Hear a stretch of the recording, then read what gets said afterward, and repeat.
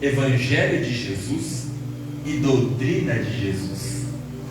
O Evangelho de Jesus, ele é pregado para os ímpios. É claro que existe uma linha teológica que não pensa como eu sobre isso, mas o Evangelho é a boa notícia da salvação. Fala assim: boa notícia da salvação. Amém ou não amém? Agora, o que é a doutrina de Jesus? A doutrina de Jesus é o ensinamento para o reino. Vocês estão aqui? Amém. Fala comigo assim: a doutrina de Jesus é o ensinamento para o reino.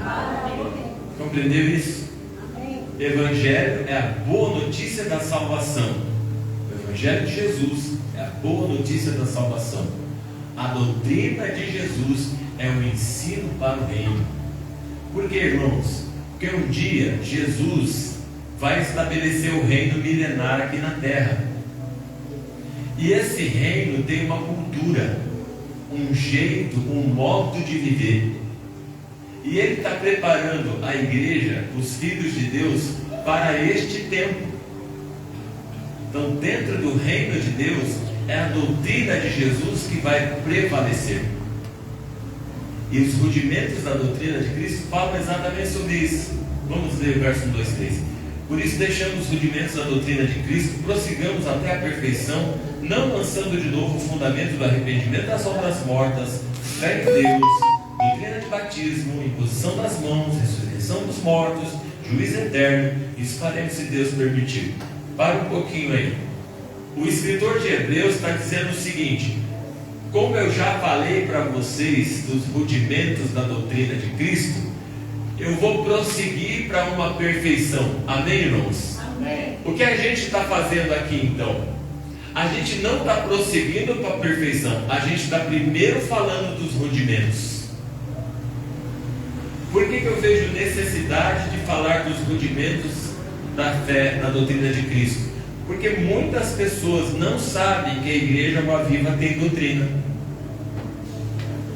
Porque nós somos ensinados que doutrina é o uso e costume de uma igreja local. É não cortar cabelo, não usar calça, não jogar futebol, não usar bermuda, não ter barba, não usar boné, não botar brinco, né, irmãos? Não usar maquiagem, não rapar o sovaco, não rapar a perna. A gente aprendeu essas coisas. Aí a gente vem para uma igreja contextualizada e a gente acha que não tem doutrina. E aqueles que não compreendem as escrituras dizem: essa igreja é a igreja da porta larga, essa igreja não tem doutrina. Olha lá as mulheres com aqueles cabelos cortados, pintados de azul, né? Olha os homens com aquelas barbas longas, olha lá, não sei o que. Eles nem usam terno e gravata. Então acham que a igreja não tem doutrina, enquanto na verdade a igreja de Cristo tem doutrina, a doutrina de Cristo. É por isso que eu estou abordando esse assunto aqui nessa série. Eu me lembro que quando eu fui para a escola, eu entrei na primeira série, eu tinha 7 anos de idade. E aí veio a professora e ela bondosamente escreveu aquele famoso cabeçalho, né? A data do dia, o nome dela e o nome da escola. E aí, os aluninhos todos lá sentadinhos, ela foi de carteira em carteira tentando pegar na mãozinha e ensinar. E ela falou assim: olha, esse cabeçalho vai ser escrito todo dia aqui durante a aula, vai começar. Ela ia no quadro negro e escrevia. E ela foi de classe, de carteira em carteira ensinando. Quando ela chegou na minha carteira, eu já tinha escrito o cabeçalho, o nome da professora, que estava na lousa, né? O dia, o ano e o meu nome. Eu falei assim: menino, você foi pro prezinho? Eu falei: não, porque naquela época prezinho quem ia era só sofre de rico, gente. Pobre não tem mais prezinho, não. Hoje que tem, né? Foi de 70 e tantos anos, tinha prezinho para pobre. Mas ela achava que eu tinha, né? Aprendi: não, isso você já sabe. Aí eu falei para ele: não, é que eu já venho para a escola desde os meus 5 anos de idade. E eu ia mesmo, né? Minha mãe não tinha com quem me deixar, porque trabalhava. e botava um aventalzinho branco em mim, naquela época era assim, né? Guarda-pó, botava um guarda-pó e ia para a escola com um caderninho. E eu era muito observador, enquanto ela ensinava os alunos, eu aprendia junto. Então, quando eu cheguei no primeiro ano, eu já sabia ler, eu já sabia escrever, eu já estava pronto. Mas sabe o que aconteceu? Eu não pulei para o terceiro ano, porque eu já tinha feito o primeiro e o segundo, né? 5, 6, com 7, era para estar na terceira série, se pudesse, né? Eu não pulei para o terceiro ano, eu tive que começar no primeiro ano. Não deu para dar um salto. Por quê? Porque haviam as condições colocadas pela escola e pelo governo. Eu tinha que passar por aquele processo. O que quer dizer isso para nós, para a gente entender? Você não consegue prosseguir na vida cristã se você não tiver a educação fundamental da doutrina de Cristo. Muita gente não alcança maturidade espiritual porque na doutrina de Cristo ele não está baseado. A sua fé está baseada em experiências pessoais. E as experiências pessoais não podem consolidar a sua fé. Não podem fundamentar você no Evangelho. Posso ouvir um amém, irmãos? Amém. Posso ouvir um amém? Amém. As experiências pessoais, elas são boas? Sim. Mas elas não fundamentam você no Evangelho de Jesus. Você precisa da doutrina de Cristo e você precisa ter esses fundamentos dentro de você. Posso ouvir amém? Amém. O crente não pode prosseguir sem que tenha passado pelos fundamentos da doutrina de Jesus. Ele não vai alcançar maturidade. É por isso que você vê crentes dentro da igreja com tantos anos de convertido cometendo pecados que novos convertidos cometem. Por que será, irmãos? É por isso que você vê crentes que muitas vezes estão dentro da igreja há muito tempo e daqui a pouco desviam. Irmãos, eu nunca vou desviar. Nunca. Por quê? É convicção plena de um fundamento. Vocês todos podem fazer o que quiser da vida, de verdade, mas isso não muda nada para mim. Nada. Já fiquei desempregado, já perdi parentes, morreu meu irmão, meu pai foi embora, deixou a minha mãe, o casamento da minha mãe frustrou 2 vezes, meus irmãos já divorciaram, voltaram. Meu irmão passou, desviou. Meu irmão morreu. Perdi o emprego. Fui morar no barraco. Não tive o que comer. Eu nunca quis desviar. E nem parar. Minha esposa está aqui, sabe disso. Nunca. O pecado bateu na minha porta um monte de vezes. Fui cantado por mulher dentro da igreja. Um monte de vezes. Não foi uma só. Nunca quis desviar. Porque o fundamento da doutrina de Cristo, quando está consolidado no seu coração, o diabo perdeu você. Aleluia. Ele não tem mais acesso a você. Ele pode tentar você, mas ele não vai conseguir mais. É desse tipo de fé que a gente precisa na nossa vida, porque os dias são maus e ficarão piores. Se não tivermos fundamentados na palavra de Deus, os ventos de doutrina de engano vão entrar no nosso coração e vão nos roubar. Por isso, na primeira sessão, nós falamos de arrependimento de obras mortas. Aprendemos que a salvação é pela graça e que o arrependimento genuíno e a fé são os elementos que nos dão acesso à graça que conduz à salvação. A gente pode dizer que arrependimento é a porta de acesso para a eternidade com Deus. Sem arrependimento de obras mortas não há salvação. E se o homem não for salvo, ele permanece condenado. E no juízo eterno será lançado no inferno preparado para o diabo e seus anjos. Por isso Deus criou um plano, irmãos, para salvar a humanidade. O escritor de Hebreus, ele vem de forma a alertar os crentes de Jerusalém sobre assuntos de maior maturidade E ele cita os rudimentos da doutrina de Cristo para ensinar que para você chegar na maturidade, precisa passar pelos rudimentos. Sabe por quê? Isso afeta diretamente a vida eterna. Isso afeta diretamente o acesso ao reino de Deus. O reino de Deus está condicionado a doutrinas, dos rudimentos de doutrina de Cristo. Fala assim, rudimentos são alicerces. Fala assim, fundamentos. Estrutura. É como você construir uma casa. Se você não colocar a ferragem e um bom concreto, a casa não vai sustentar. Quando vierem os abalos e as tempestades, a casa vai afundar. Você precisa disso. Arrependimento de obras mortas, irmão, é o afastamento total das obras da carne, citada por Paulo em Gálatas 19:5. Eu não vou ler porque a gente já falou isso, tá? Você não consegue deixar obras da carne de uma forma isolada, com a força do próprio braço. Você precisa do Espírito Santo. O Espírito Santo, quando encontra pouso no coração humano, que ao ouvir o Evangelho, se permite ser convencido do pecado, justiça e juízo. João 16:8. Quando o Espírito Santo vier, convencerá o mundo do pecado, da justiça e do juízo. Posso ouvir um amém, irmãos? Amém. Então, quando você olha para o mundo, um pecador pecando, é a natureza dele pecando. Não fique assustado. Peixes nadam, pássaros voam, pecadores pecam. Amém, irmãos?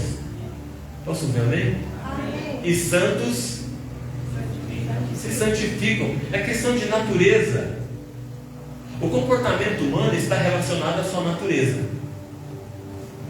Não está relacionado à religião. Está relacionado à natureza. O que Jesus veio fazer é transformar a natureza. Como ele começa? Através do arrependimento das obras mortas. E hoje a gente vai falar de fé em Deus. Diga assim, fé em Deus. Fé em Deus. Eu vou ler algumas coisas, irmãos, para a gente ganhar tempo. Precisamos compreender que a salvação precisa do arrependimento e da fé em Deus, para que a graça alcance o pecador arrependido que creu em Deus por meio de Cristo Jesus. Irmãos, a fé não é crença. Não trata de crença. O diabo também crê em Deus, sim ou não? Amém. Mas não deixou de ser diabo, né? Então, a fé é sobre a autoridade de Deus. Você está aqui? Amém. Eu já vi muita gente pregar sobre fé. Pouca gente prega a fé sobre a autoridade de Deus. Porque a fé está relacionada sobre quem é Deus, sobre o que Ele é capaz de fazer. A fé bíblica está pautada na pessoa de Deus. O Cristo que a gente conhece e adora, Ele vem revelar a pessoa de Deus. Posso ouvir um amém? Amém. Fala assim, Jesus veio revelar o Pai. Posso ouvir um amém? Amém. E como é que a gente vai entender a fé em Deus? O conhecimento da pessoa de Deus, o relacionamento com Deus e a autoridade de Deus se relaciona com fé. Então, quando eu quero dizer que eu tenho fé em Deus, eu preciso dessas três coisas na minha vida. Diga assim, conhecimento de Deus, relacionamento com Deus, diga assim, autoridade de Deus. Nenhuma fé cristã real, verdadeira, se não tiver essas coisas, ela não é uma fé. Ela é uma crença. Porque eu não posso crer em quem eu não conheço. Posso ouvir o amém? É por isso que a fé tem muito a ver com essas coisas. Primeiro, sobre o conhecimento da pessoa de Deus. A fé em Deus está relacionada com a pessoa de Deus. É sobre quem é Deus. Não é sobre o que Ele pode fazer, mas sobre a pessoa, seu caráter, personalidade. A doutrina de Cristo vem revelar quem é Deus. Jesus veio para revelar quem é Deus. Em João 12, 44 e 45, fala comigo assim: e Jesus clamou e disse: quem crê em mim, diga assim, quem crê em mim, crê no Pai, e crê naquele que me enviou, e quem vê a mim, vê o Pai que me enviou. Amém? que Jesus estava querendo ensinar para nós? Estava querendo ensinar que Ele revela a Deus. Irmãos, Deus é amor. Ele não tem amor, Ele é. Posso ouvir um amém? Amém. Ele é amor. Quando no Velho Testamento a gente vê o Senhor se revelando, Ele se revela como Criador de todas as coisas. Ele revela-se através do poder, firmando alianças, trazendo promessas para Abraão e seus descendentes, os filhos de Israel. A gente vê como Deus tirou Israel com o braço forte do Egito, fez maravilhas no meio do seu povo, trouxe provisões, trouxe a sua lei, e cada ato divino tem a intenção de revelar os atributos de Deus. Existem atributos que são incomunicáveis, e existem atributos de Deus que são comunicáveis. Posso ouvir um amém, irmãos? Amém. Os atributos que são incomunicáveis são aqueles que nós não vemos. Os atributos que são comunicáveis são aqueles que Deus compartilha com uma certa medida com o homem. Quando Ele fez o homem à imagem e semelhança dele. Ele colocou impresso na sua criação esses atributos comunicáveis. O homem é feito à imagem e à semelhança de Deus em certa parte desses atributos comunicáveis. Deus comunicou alguns desses atributos. Diga assim: Deus comunicou sua personalidade com Adão. Posso ouvir um amém? Se você olhar para Jesus, esses atributos estão em Jesus. Os atributos comunicáveis. Amém ou não amém? É por isso que a Bíblia fala o seguinte: conheça o Senhor, prossiga em conhecer o Senhor. O profeta diz assim: conheçamos e prossigamos em conhecer a Deus. Amém? Isso se torna real, irmãos, quando você começa a conhecer o Senhor. Deus está revelado na sua palavra. Deus está revelado na pessoa bendita de Jesus. Amém? Deus está revelado na pessoa do Espírito Santo dentro de nós. Nós precisamos dessa revelação. Romanos 16:14 diz que o Senhor revelou sua palavra, revelou sua personalidade através do Espírito Santo. Romanos 16:14. O Espírito testifica com o nosso Espírito. Posso ouvir amém? Amém. Deixa eu falar alguns atributos de Deus. Eu vou resumir, porque lá no nosso aplicativo vai estar a mensagem na íntegra, na PDF, para você depois estudar. Primeiro atributo incomunicável: a seidade de Deus. Significa autoexistência. Fala assim: Deus não precisa de ninguém para existir. Irmãos, Deus não foi criado, Deus não foi formado. Ele é autossuficiente, autoexistente. Ele é autoexistente. Quando Ele chama Moisés e quer enviar Moisés, em Êxodo 3:14, Ele diz: diga a Faraó que o eu sou. Fala assim: eu sou. Eu sou o que sou. Você está aqui? A Bíblia fala no livro de Salmo 90, verso 2: eu sou o que formou os montes. Deus é, se você não saber quem é Deus, você não consegue ter medo, você não consegue crer nele. Ele é autoexistente. Olha o que Jesus fala: assim como o Pai tem a vida em si mesmo, o Filho tem a vida em si mesmo. Irmãos, olhem para mim: se todo mundo inteiro não crer em Deus, Ele continua sendo Deus. Amém.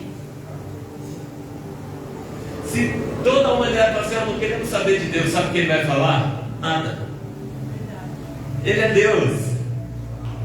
Ele poderia fazer assim e acabar com a raça humana e construir outra. Autossuficiente, autoexistente, tem a vida em si mesmo. Outro atributo, rapidinho: eternidade. Fala assim comigo: Deus é eterno. Sempre existiu. Não foi criado por ninguém. Não tem começo e não tem fim. Amém? Não existe tempo do homem no céu. Sempre é eternidade. A eternidade não pode ser medida pelo homem. Por isso que dá um bug na nossa cabeça toda hora quando a gente quer falar de eternidade. Outro atributo de Deus, diga assim: unidade. Fala assim: um Deus trino e único. Deus é o único ser capaz de ser três e ser um ao mesmo tempo. É uma só essência e suas manifestações como Deus Pai, Deus Filho e Deus Espírito Santo. A palavra de Deus mostra em Deuteronômio 6:4: ouve a Israel, o Senhor Deus é o Deus único. Deus é único. O apóstolo Paulo ele dá uma saudação no final de 2 Coríntios 13:14, dizendo assim: a graça do nosso Senhor Jesus Cristo, o amor de Deus e a comunhão do Espírito Santo sejam com todos vós. Deus é único e é trino ao mesmo tempo para a nossa vida. Diga assim: Deus é imutável. Fala assim: Ele não muda, não tem variações. Irmãos, Deus é imutável. Todos os propósitos, todas as promessas é sem alteração dele. Malaquias 3:6: eu sou o Senhor e não mudo. O que é mais que Deus é? Diga assim: infinito. O que é a infinitude de Deus? Não tem limite. Não pode botar Deus dentro da caixinha. Você já viu que tem gente que fala assim: não, tem que fazer assim para dar certo, né? Deus tem que ser assim. Não, Deus é infinito. Você não consegue medir. Você não consegue dizer para Ele como Ele tem que ser e como Ele deve fazer. Às vezes a gente faz aquelas orações: Senhor, se não for assim, você está errando. Você tem que dizer: Senhor, se for sua vontade, faça do jeito que o Senhor quiser. Não é você que escolhe, é Ele, não você. Porque Ele é infinito e não pode ser medido. Outro atributo, diga assim: onipresença. O que é isso, irmãos? Pode estar em qualquer lugar ao mesmo tempo. Ele está aqui conosco e está na outra igreja onde eles estão congregando agora. Amém, amém? Ele está lá no fundo do mar, onde tem um crente lá no submarino agora. Ele está lá em cima. Se tiver um cara lá na lua agora, está lá, e for crente, Deus está lá também. Essa onipresença. Não confunda aquilo que o panteísmo fala: Deus é tudo em todos. Isso é mentira. Deus é presente por causa do seu povo. Ele disse isso para Israel: eu estou no meio de vós. Ele não diz no meio da terra. Percebeu? Eu estou no meio de vós. Onipresença de Deus. Onisciência, diga assim: conhece tudo, sabe tudo. O Salmo 139 diz: para onde eu fugirei da sua presença? Tem até uma musiquinha, né? Se eu subir ao céu, lá o Senhor está. Se eu descer ao mais profundo abismo, lá o Senhor está. Se eu fizer a minha cama nas profundezas da água, o Senhor ali está. O salmista diz assim: Ele conhece o meu deitar, o meu levantar e o meu andar. E antes que a palavra chegue na minha boca, Ele já sabe. A onisciência de Deus, diga assim: a soberania de Deus. Fala assim: o Senhor é supremo, dono de tudo. Irmãos, Deus é supremo e soberano. Ninguém pode tirar, ninguém pode pôr Ele. Ninguém pode derrubar, ninguém pode enfrentar. E Deus não tem inimigos. Aquilo que a Bíblia chama de inimigo de Deus é porque aquele povo se tornou inimigo do povo de Deus, por isso se tornou inimigo de Deus.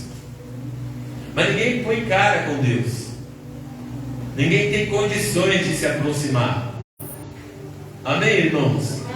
Às vezes eu vejo os crentes com medo do demônio. Que demônio? Irmão, quem é Deus?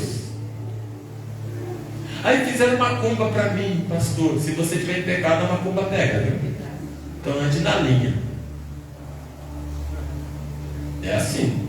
Por que às vezes Satanás opera? Porque o crente não entende a soberania de Deus. Deus é soberano, só que Ele responsabiliza você por todos os seus atos. Ele não isenta você da sua responsabilidade. Ele é tão soberano que Ele diz assim: olha, cuida da alma que eu te dei, é sua. Outro atributo de Deus. Fala comigo assim: mais um. Quem está aqui? Vamos falar dos atributos comunicáveis. Esses são mais legais. Esses outros a gente pouco entende, mas os comunicáveis estão revelados na pessoa de Jesus. Fala assim: Deus é amor. João 13,16. Ele amou o mundo. Deus ama. Fala assim: Deus ama a minha vida. Irmãos, não ore aquela oração assim: ó Deus, se tu me amas, faz isso. Ainda bem que ninguém aqui orou desse jeito. Eu já vi crente falar assim: Deus, se tu me ama, prova que me ama, me dá aquele carro. A Bíblia diz em Romanos 5:20, porque Deus prova seu amor para conosco, porque Cristo morreu por nós, sendo nós ainda pecadores. O amor de Deus já está provado. Você não precisa ficar fazendo oração de Deus prova que me ama e me dá isso. Ele nos amou, e aquilo que mais precioso Ele já nos deu. Fala: Deus é amor. Fala assim: Deus é bom. Diga de novo: Deus é bom o tempo todo. Deus é bom. Irmãos, nós servimos um Deus tão bom, mas tão bom, que o sol brilha para todo mundo e a chuva cai para todo mundo. Amém ou não amém? Todo mundo tem hortaliça para comer. Todo mundo tem. Principalmente aqui em São Paulo, o cara só passa fome se quiser. Que tem um restaurante de R$1. Se ele vender uma latinha, ele ganha R$1 e almoça todo dia. Não tem como. Então, quando a gente fica falando, não, canta desgraça, não. Deus é bom, meu irmão. Os problemas que acontecem no mundo é a maldade do homem, não de Deus. Porque se todo homem buscasse a Deus, não teria as atrocidades que existem hoje. Vocês estão aqui? Amém. O que mais que Deus é? Diga assim: misericordioso. O profeta diz que as misericórdias do Senhor se revelam a cada manhã, se renovam a cada manhã. O que é a misericórdia de Deus? É a compaixão de Deus. É o coração unido às angústias das pessoas. Ele revela a sua misericórdia, aleluia. Ele é um Deus benevolente, Ele é um Deus benigno, Ele é um Deus longânimo. Amém ou não amém? O que é mais que Deus é, irmão? Sábio. Fala assim: Deus tem sabedoria. Fala assim: Ele é sábio. É a fonte da sabedoria. Tiago diz o seguinte: quem quer sabedoria, peça a Deus. Então Ele tem sabedoria para nos dar. O que mais que Deus é? Diga assim: Deus é justiça. O que é isso, irmãos? Plenamente justo e perfeito em retidão. Em Deus não há nenhuma injustiça. Dele não provém nenhuma desigualdade. Ele é correto, justo e perfeito. Salmo 11:7 diz: justo e perfeito são os seus caminhos. Posso ouvir um amém? Amém. Essa é uma característica de um Deus reto, retidão e equidade. Deus em nenhum momento é injusto com qualquer pessoa. Ele não é injusto em nenhum momento. Ele é justo. Posso ouvir um amém? Amém. Diga assim: Deus é justo, em todo o tempo. O que mais que Deus é, irmãos? Diga assim: santo. Deus é completamente separado do pecado, totalmente comprometido com a honra. Ele nunca está relacionado a qualquer coisa impura, qualquer comportamento indigno. O atributo da santidade de Deus exige que os pecadores também se tornem santos para poder se relacionar com Ele. A justificação de Jesus é para nos tornar santo. Vocês sabiam disso? Que se Jesus não tivesse nos justificado, a gente não poderia ter relacionamento com Deus? Posso ouvir um amém? Vocês sabiam que o cordeiro era morto no Velho Testamento para que o homem pudesse se aproximar de Deus? Então o cordeiro morria no lugar do homem? Se não houvesse o cordeiro para morrer no lugar do homem, Deus mataria todo o primogênito da terra. Sabia disso? Por isso Ele escolhe o cordeiro, para poupar os primogênitos. Isso é tão sério que a santidade de Deus, Ele é um fogo consumidor. Ninguém se relaciona com Deus sem santidade. Você pode orar, clamar, mas não relacionar-se. E isso é muito sério. E acabou a bateria? O outro aqui. Fala assim: Deus é verdadeiro. Deus é verdadeiro. O que significa, irmão? Que nele não há mentira. Amém. Você sabia que Deus não pode mentir? Por que Deus não pode mentir, irmãos? Porque se Ele mentir, a mentira vira verdade. Se Ele falar que a pedra é pau, o que acontece com a pedra? Se Se ele falar que a água é dura, o que acontece com a água? Por isso que Deus não pode mentir. Que qualquer coisa que sai da boca dele é verdade. Então ele não pode. Se ele falar assim, olha, a partir de agora essa cadeira que é de plástico, ela é de bronze, ela vai virar de bronze. Vocês estão aqui? Amém. Fala assim, Deus é livre. O que é isso, irmão? Ninguém impede. Operando Deus, Ele é livre. Ele é livre de qualquer pecado, Ele é livre de qualquer impedimento, Ele é livre de qualquer coisa. Ninguém pode dizer para Ele o que deve ser feito. Diga assim, Deus é paz. Deus é paz, meu irmão. O que significa isso? É a qualidade do Senhor. Ele é paz. Essa verdade foi estabelecida sobre o homem. O próprio Jesus falou, deixo-vos a minha paz vos dou, não vou lá dou como o mundo a dá. O que é isso? É que no meio de qualquer situação, qualquer coisa difícil, é possível ter paz, se o Senhor estiver ali. Se Deus estiver ali, é possível ter paz. O Senhor foi conhecido no Velho Testamento por alguns nomes. Fala assim, El Shaddai, Deus poderoso. Fala assim, El Elyon, Deus Altíssimo. El Olam, fala assim, Deus Eterno. Fala El Roi, o Deus que me vê. Essa palavra El é o próprio Deus.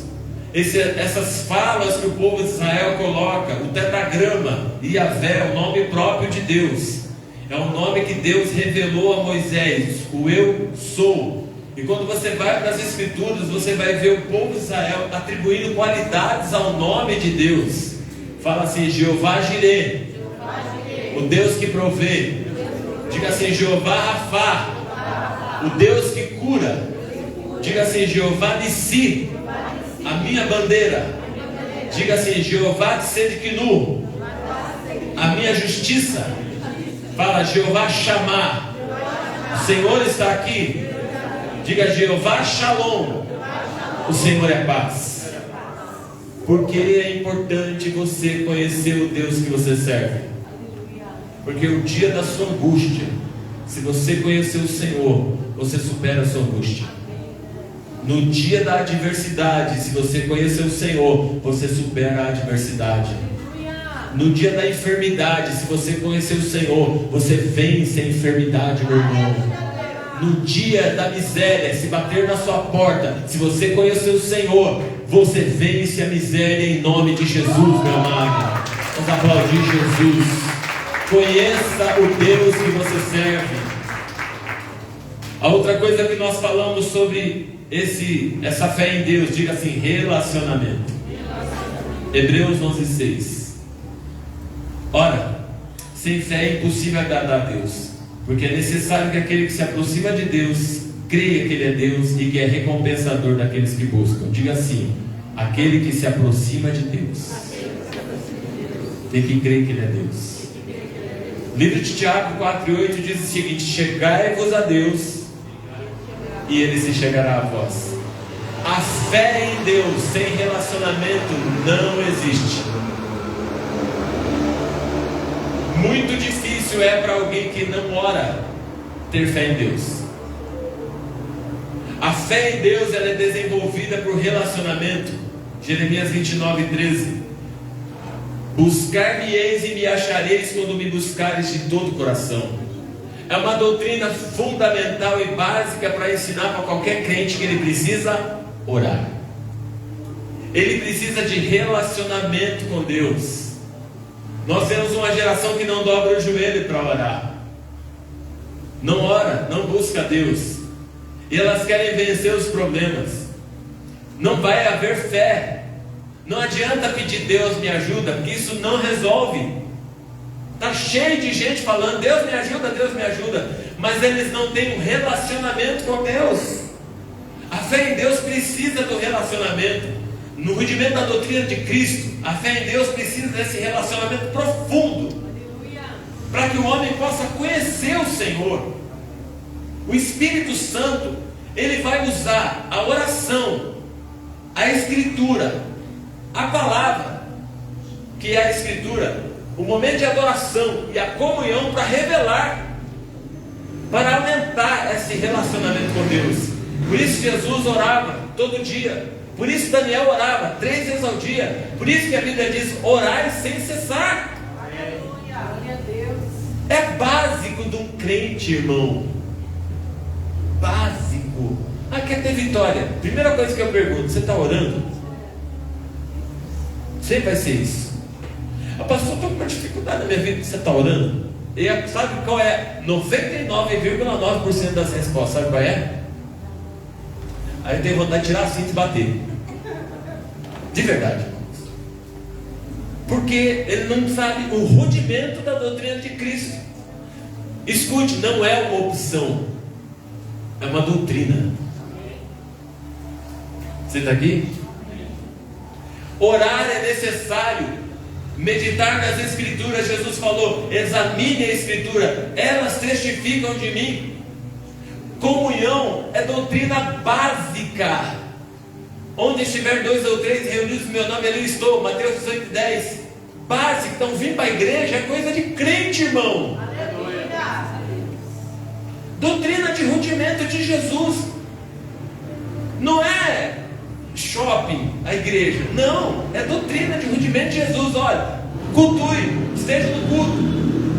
É básico, adoração. Doutrina básica, adoração.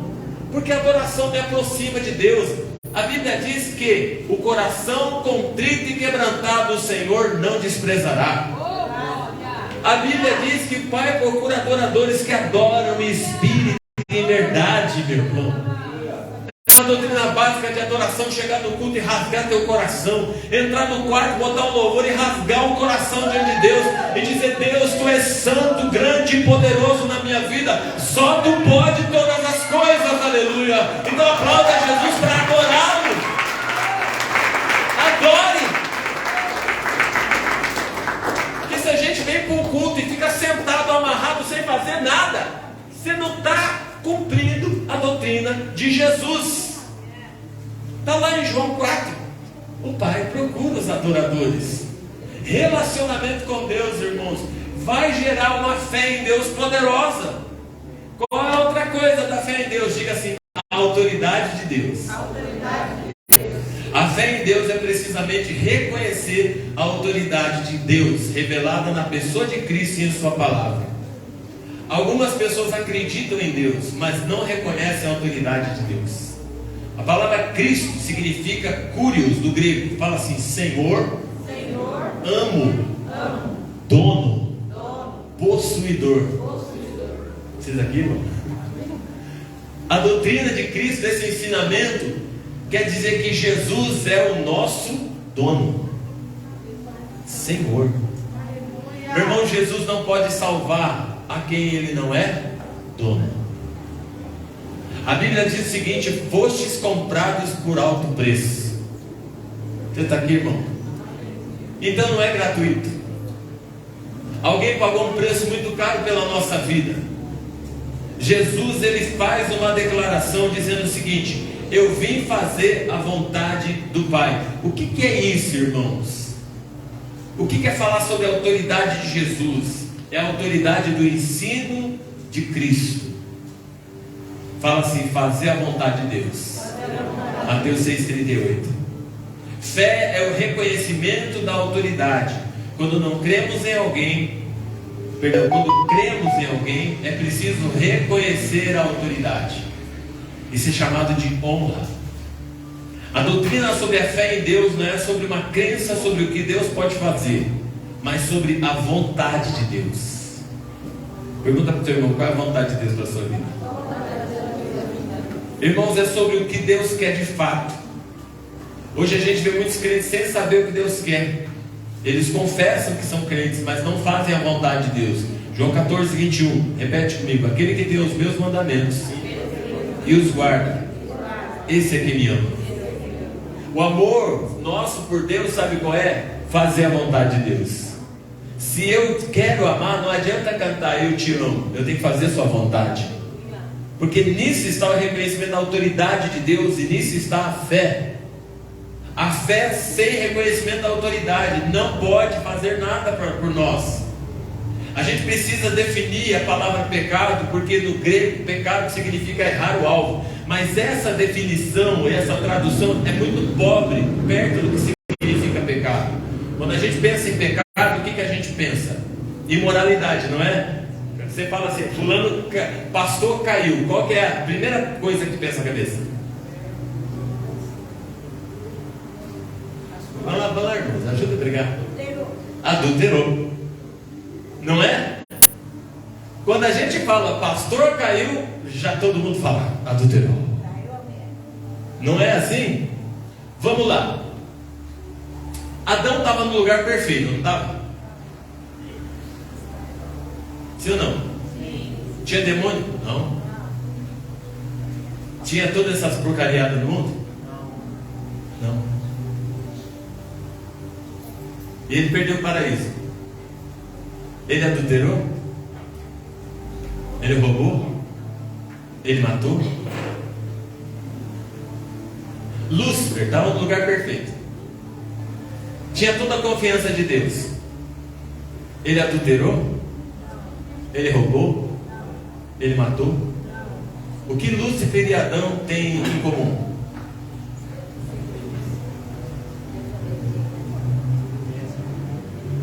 Me ajuda a pegar, pai. Desobediência. Vamos definir o que é pecado? Desobediência à vontade de Deus. Todas as obras da carne são frutos da desobediência à vontade de Deus. Os 7 pecados capitais: avareza, luxúria, inveja, gula, ira, preguiça. As obras da carne de Gálatas 19, 21 que a gente já leu, são reflexo da desobediência à vontade de Deus. A gente precisa entender que quando eu desobedeço à vontade de Deus, eu estou pecando, negando a autoridade de Deus. Quando a gente vê aquele que não nasceu de novo, deixa eu explicar um negócio para você. Quem não nasceu de novo não pode desobedecer, porque não conhece a palavra. Sabe quem desobedece? Quem conhece a ordem, não é? Então, a desobediência, ela é fruto daqueles que conhecem. Quando a gente olha quem está no mundo, chamado de filhos da desobediência, está falando sobre Adão, que desobedeceu e gerou uma descendência. Quem não conhece a Deus está morto nos seus pecados e delitos, estão afastados de Deus. Efésios 2, 1 a 3 e Efésios 2 e 12. Eles estão condenados e Jesus veio para salvá-los. Amém ou amém? Então quem é que desobedece, irmão? O filho do vizinho?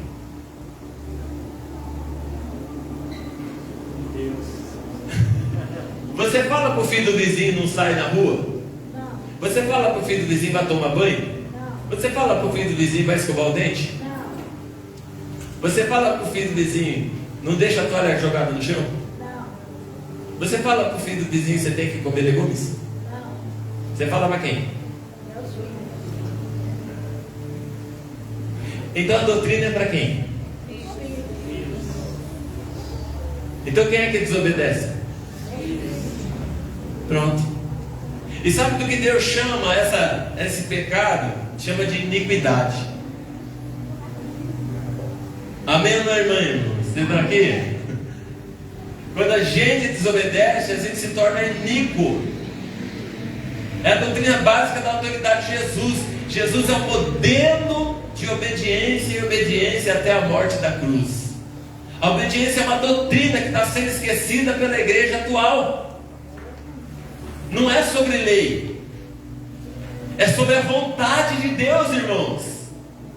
Não é legalismo, é a vontade de Deus. Uma obediência legalista existe apenas por interesse, mas uma obediência verdadeira vem do prazer de honrar a Deus imediatamente.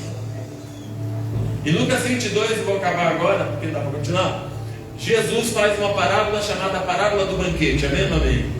E diz o seguinte: vai lá e convida todos os meus.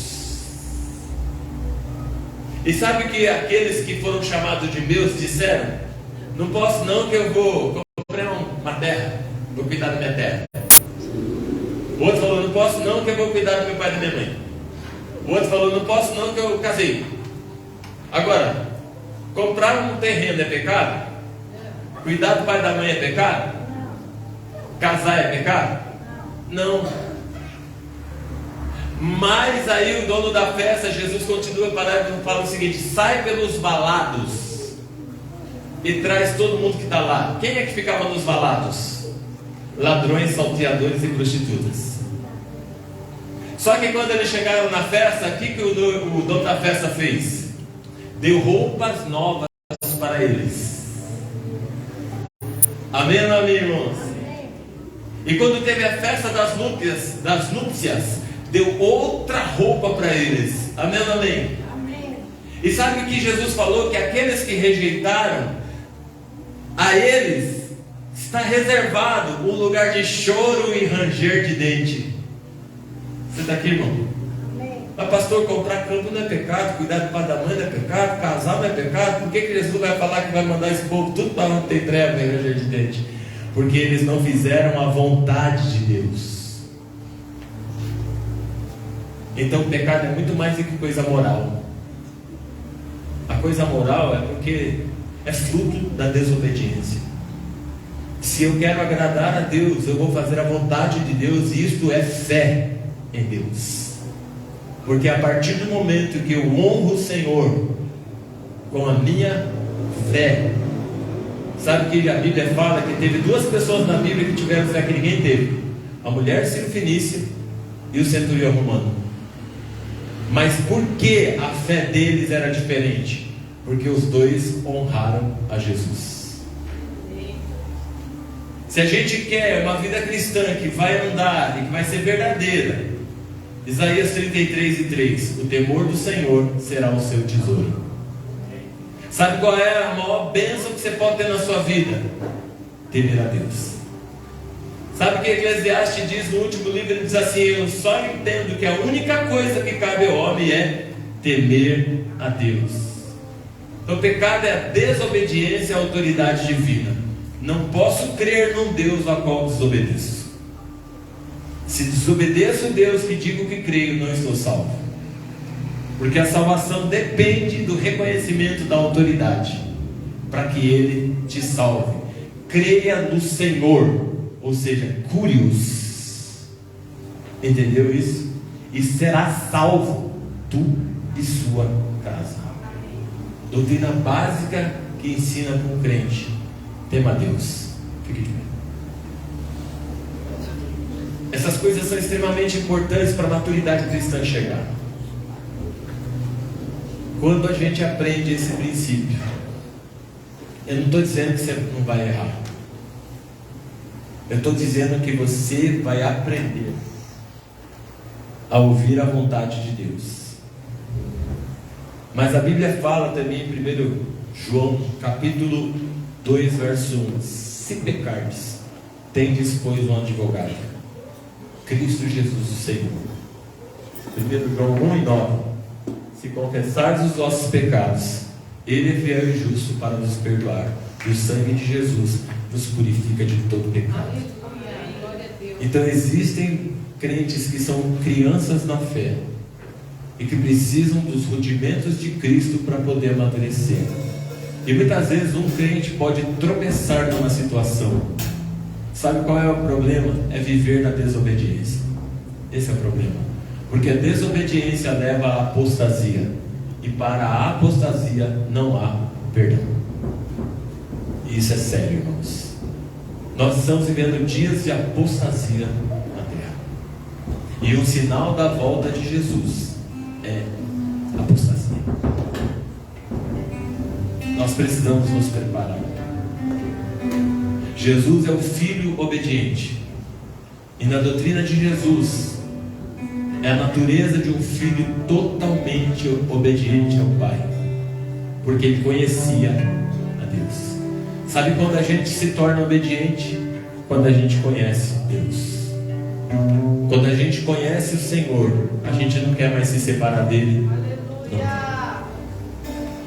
Sabe por que crentes desviam? Eles não conheceram o amor do Pai. Eles não sabem quem é Deus. Porque o dia que a gente conhece o Pai, nós nos tornamos os filhos amados dele. Glória a Deus. Irmão, na autoridade de Deus há uma proteção, Aleluia. há um cuidado. O Salmo 91 diz: aquele que habita no esconderijo do Altíssimo, à sombra das asas do Onipotente descansa. Sabe por que Deus quer ter autoridade sobre nós? Para nos proteger, para cuidar de nós, para prover a nossa vida, para livrar a nossa vida, para curar o nosso corpo e a nossa alma, e para que a gente desfrute de todas as promessas que Ele tem para nós. É por isso que Jesus morre na cruz, para nos devolver para a autoridade de Deus. Eu quero orar com você hoje. Qual é a nossa decisão? É falar: Pai, eu quero te obedecer. É dizer: Pai, eu quero fazer a sua vontade, não importa o que aconteça, eu quero fazer a sua vontade. Deus quer levantar uma geração que queira fazer a vontade de Deus. Que você hoje saia daqui dizendo isso para Ele: conta-me os teus preceitos e eu caminharei por eles. Fala-me os teus estatutos e eu viverei por cada um deles. Pai Santo, nós encerramos esse tempo da sua palavra, dessa série. Pedimos ao Espírito Santo que nos leve a conhecer. A sua palavra diz que o povo que conhece a Deus fará proezas, Pai. E nós queremos, Pai, em nome de Jesus, fazer a sua vontade. Porque Jesus nasceu, viveu e morreu para fazer a sua vontade. E a recompensa de Jesus é que Ele foi ressuscitado com poder e grande glória e recebeu um nome mais excelente que todos os nomes, Senhor. E nós queremos ser os filhos que amam obedecer, os filhos que creem, Senhor, aleluia, os filhos que se relacionam com o Pai, aleluia, os filhos que sabem quem é o Deus que serve, Senhor, porque nós desejamos viver eternamente contigo, estamos nos preparando para a eternidade, Senhor. Por isso, Pai querido, aleluia, recebemos os rudimentos da doutrina de Cristo, Senhor, para avançar na maturidade e nos preparar para um reino milenar, Senhor, que vai acontecer, porque o nosso Mestre voltará, buscará a sua igreja, Senhor, e governará as nações durante 1000 anos. Nós cremos no reino, Senhor, vivemos neste reino, Senhor,